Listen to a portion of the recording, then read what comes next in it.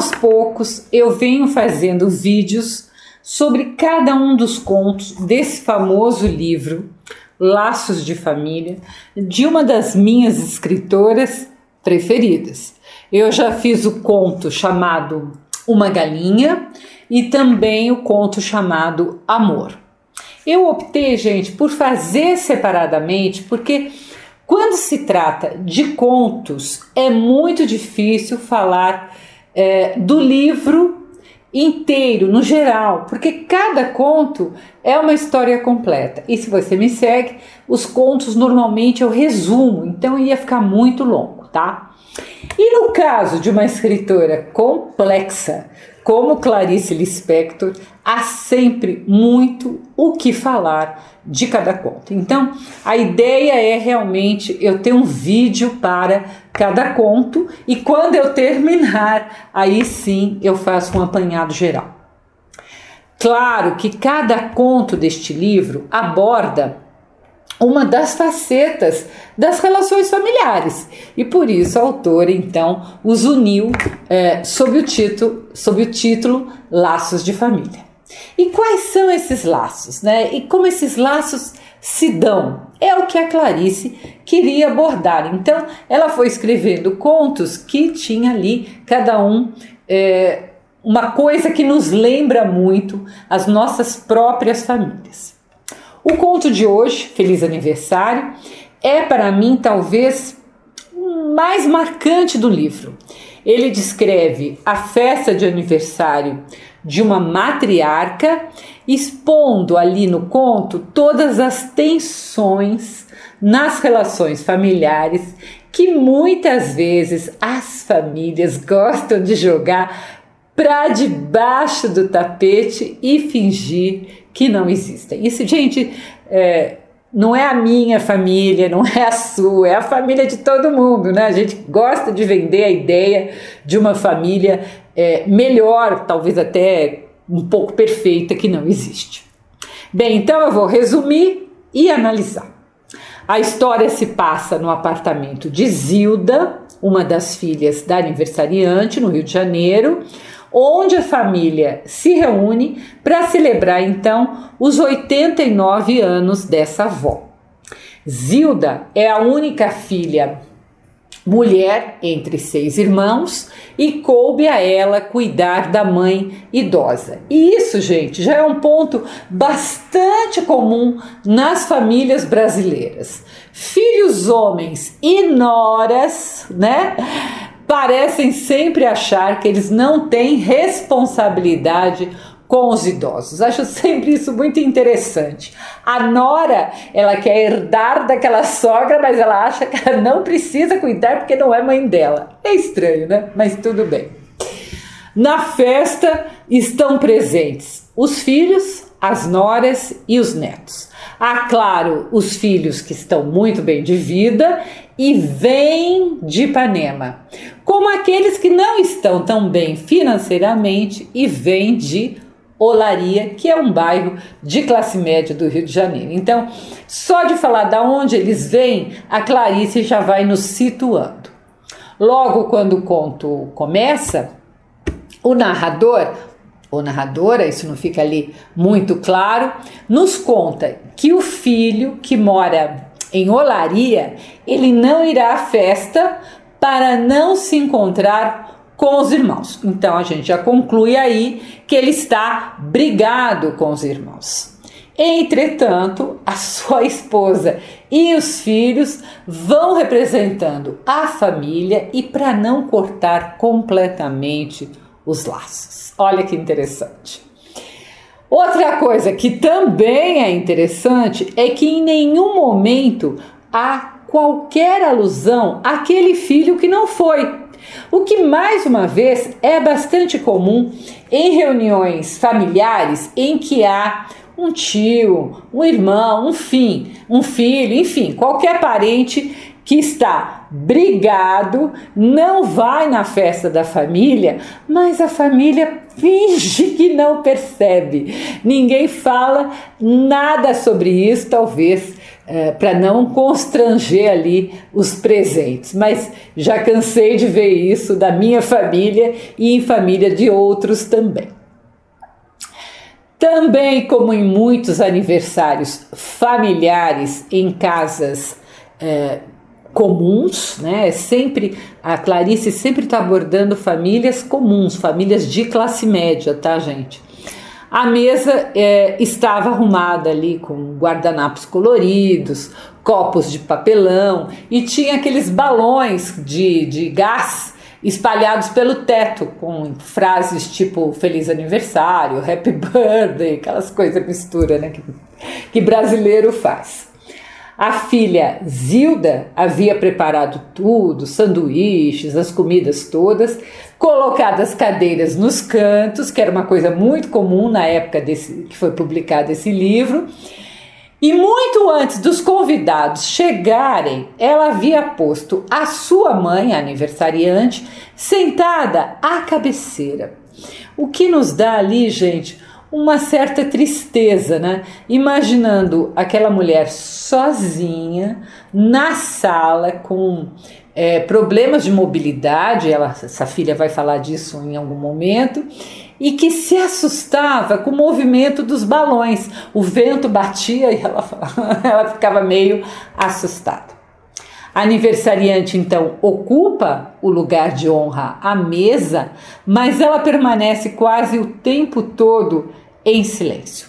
As pessoas chegam, as pessoas comem, bebem, as crianças brincam, todo mundo fala alto, ri, mas a idosa, chamada Anita, fica completamente isolada.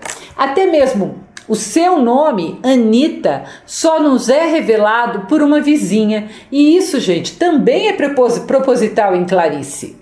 Ela só é uma pessoa para um estranho, para uma vizinha, e não para os seus familiares. Os familiares, claramente, eles não se importam muito com aquela matriarca, não tem muito assunto ou afinidade com aquela mãe. Não é só as noras, não são só as noras, são as noras e os filhos, tá? Clarice descreve a idosa como uma figura imponente, mas distante, que observa a todos com certo desprezo. Para ela, aqueles descendentes são estranhos que saíram do seu corpo, mas com os quais ela não sente qualquer conexão, né? Ela não tem mais nada com aquelas pessoas. Ela enxerga a fraqueza e a futilidade em cada um deles. Em determinado momento, para expressar esse seu desprezo, e sem falar absolutamente nada, ela cospe no chão, como se cuspisse, claro, na sua descendência. E todo mundo olha atônito, como assim? O que ela fez? Tal. E aí a filha, a Zilda, que vive com ela, né, muito envergonhada, diz que a mãe, de uns tempos para cá, tinha dado de cuspir. Então isso não faz com que os filhos percebam o desprezo, tá? Entretanto, enquanto ali os familiares comem e conversam sobre assuntos triviais, o texto vai nos revelando o vazio dessas interações. Na verdade, os parentes, a família, tenta manter a aparência, apenas uma fachada de família unida. Mas há, claro, críticas veladas e julgamento, né? Eles estão o tempo todo um julgando o outro, entre eles.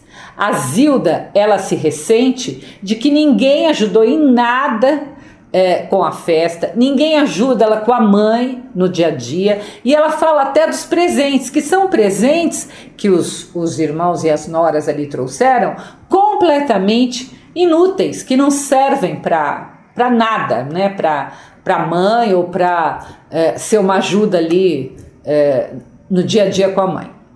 As noras não se dão e tem até segredos, já que uma das noras, chamada Cordélia, ela fica o tempo todo com o olhar ao longe, né? E aí os parentes desconfiam que ela esconde algo. Então é aquela coisa bem de família, né? A gente fica tentando adivinhar o que está acontecendo com o outro. Há total falta de comunicação entre eles, né? Mas eles não percebem, eles atribuem essa falta do que dizer, como dizer, à ausência do irmão mais velho, chamado Jonga, que havia falecido. Eles falavam que era o Jonga que sabia falar.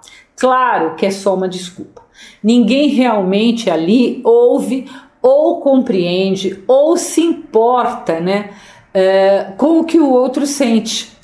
São apenas pessoas, corpos ocupando o mesmo lugar e fingindo uma união que não existe, tá?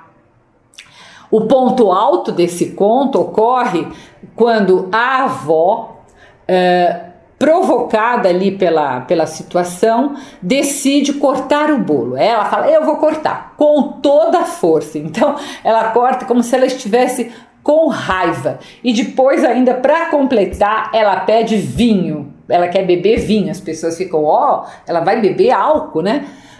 E isso é para mostrar que, apesar da idade, ela ainda era dona de si própria, que normalmente os parentes não entendem muito bem isso. Ela olha para os seus filhos e netos, e em pensamento, em gestos bruscos também, ela demonstra que os considera seres inferiores, completamente sem vigor. Há um trecho em que ela pensa, né? Ela não diz, abre aspas, o tronco fora bom, mas dera aqueles azedos e infelizes frutos, sem capacidade sequer para uma boa alegria. Como pudera ela dar à luz aqueles seres risonhos, fracos, sem austeridade? O rancor roncava no seu peito vazio. Fecha aspas. Na hora de ir embora, os parentes também não sabem ali como se despedir, seja da mãe, não sabem o que dizer para aquela mãe idosa, seja entre eles mesmos, né? Então o que resta é apenas um clima de dever cumprido, né, para os filhos, mas a solidão, a incompreensão permanecem. Aniversariante, a gente imagina que eles vão embora e a aniversariante volta ao seu estado de isolamento, aguardando o tempo passar. E isso, assim, é um conto bem triste, tá? É um conto bonito, por um lado, mas por outro, muito triste, mas que retrata com muito realismo a situação do idoso e de como as famílias não são preparadas, como as famílias não sabem lidar com esse idoso. O que, se na época que Clarice escreveu esse conto, que já tem décadas, já acontecia, hoje em dia, com a longevidade ainda maior, tornou-se uma questão ainda mais preocupante, né? Ainda mais delicada para as famílias. A gente precisa conversar sobre a situação dos idosos nas famílias. O tempo nesse conto, ele é ambivalente. Para a família, os 89 anos da avó representam uma contagem regressiva, uma obrigação anual que eles têm de cumprir e sabendo que o tempo está acabando, tá? O tempo da matriarca.